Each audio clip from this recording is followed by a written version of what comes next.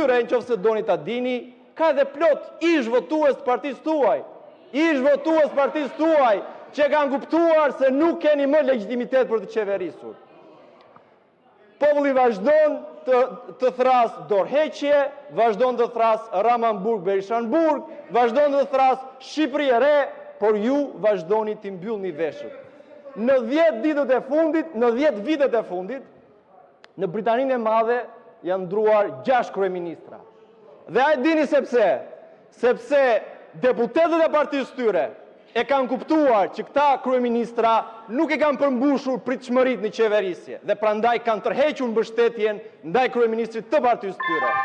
Këtë gjë duhet ta bëni dhe ju, po të kishit ndo pak ndërgjegje, dhe në qoftë se është e vërtet ajo që thoni se nëse mbajnë zgjedhjet e parakoshme ju fitoni 100 mandate, bujrum.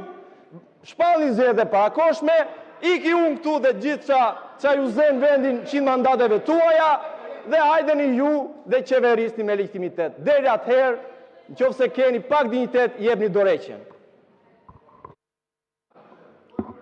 Zoti Muçi, kjo nuk ishte fjalë për procedurë, fjalën e kërkuar procedurë, fjala procedurë do të thotë të flasësh për rendin e ditës, për votimin, për seancën plenare.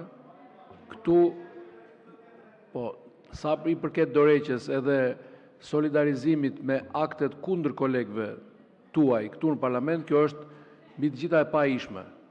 Dhe nëse ju i shpallni të gjithë deputetët jo legjitim, koha e dënimeve kolektive ka perënduar prej 36 vitesh, dhe nëse të gjithë janë legjitim, pse jeni ju janë jo legjitim? Ju pse jeni legjitim? Pse ju jeni një nga 140 deputetë të këtij parlamenti?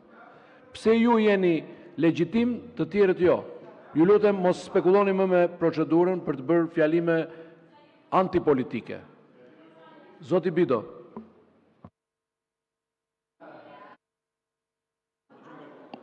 Kodi i etikës i këtij kuvendi përcakton në radhë parë që respektimi i institucioneve i Republikës së Shqipërisë është arsyeja sepse ne kemi këtë mandat. Dhe është e qartë që këtu nuk kemi një parti antisistem, po kemi një parti të establishmentit më të rëndë të sistemit, që vjen dhe përdor populizmin për të delegjitimuar Republikën e Shqipërisë në shërbim të interesave më të rënda antishqiptare. Vjen dhe na thot këtu një person i cili kishte turp punën e inxhinierit, që do të detyrohej që të punonte si inxhinier, po të mos kishte lekët e oligarkëve të familjes së tij, e na i thot neve pse vim më herët në punë. Kështu jemi mësuar, Redi Muçi. Jemi mësuar që të vim në punë, të punojmë, të nxjerrim lekët me djersën e ballit, të mbajmë familjet tona dhe të mos vemi në zona të mbrojtura, që të kemi atje aksione, pastaj të protestojmë ca zona të tjera të mbrojtura ku duam të marrim aksione.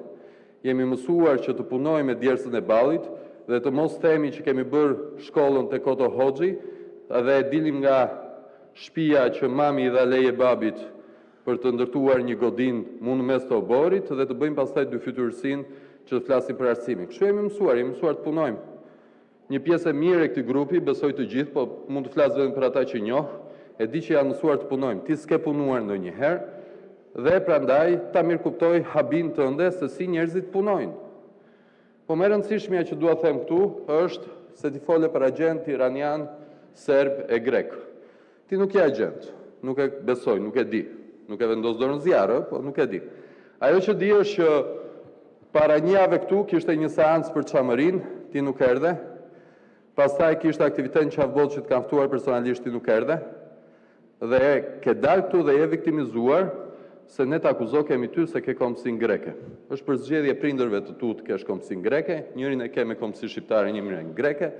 Është për zgjedhje jote pas 18 vjeç që të kesh komsinë greke, dhe të paktën me qenë se ishte deklarata ime ajo, unë me minoritarët nuk kam asnjë problem. Pse? Se janë pjesë e shëndetshme kësaj shoqërie. Se janë bashkëqytetarë tanë të shëndetshëm, sepse janë një pasuri në mozaikun tonë kombëtar. Janë shqiptar patriot e njëherë grek të pashuar. Ajo që kam problem unë është vërja pirotizmi tëndë. Është fakti që ti nga ana shqiptare tënde je pasardhë dhe si një prej fiseve më vërja pirotiste të Himarës, e po ti ishe ti ndryshe do ti isha kapelen. Po ti nuk flet dot për çamërin. ti që bën patriotin, ti du flet dot për çamërin, ti thua punë e madhe çamëria, ja shiko reagimin tënd. Ti je një apatrid, një tradhëtar. Zoti Muçi, replik. Shoku Bido, me urdhër të Taulantit që para ca javësh më tha se më ka vënë në shënjestër, ka një shënjestër shu drejt këndore, shoku Bido pra, më shqepur mbrapa me buk në trastemi ne nga anët tona. Për çdo fjalë që them unë kundër Edi Ramës, shoku Bido nxjerr nga këto hartat e tij të mëdhaja që i nxjerr nga gjirizet e arkivave ku bënte dikur komandantin.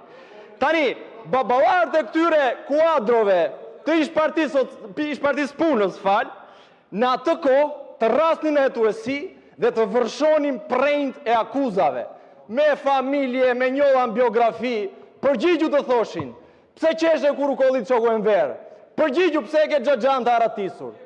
Këtë përpiqet të bëj edhe i shkreti shoku Bido me ata sufllaqerxhind e rrjeteve të tij sociale. Do që mua nga pozita e sulmit kundër sultanit të tij të më kthej në pozitën e mbrojtjes kundër ullumit të tij. Bido, nëse ke gjë seriozisht, çoje në gjykat ose dërgon ndonjë nga ata inspektorët tuaj, nga ata që shantazhojnë bizneset e vogla, që për gjitha këto që flet ti ta bëj punën siç duhet. Nëse ke gjë seriozisht. Veç se unë ty o Bido, jo që s'të marr seriozisht edhe pse ma jep mundësinë e replikës për çdo herë, po ti nuk më dukesh as si ata maskaren që ishin hetues në kohën e Enverit. Ti mua më kujton vetëm komeditë e viteve 90. Më kujton Ceken, që me radiomarse në dorë dilte nga fera dhe thoshte gjethi këtu plepi si më dëgjon marrje. Prandaj Bido, vazhdo me fushadën e kundër zbulimit dhe asnjë hap pas.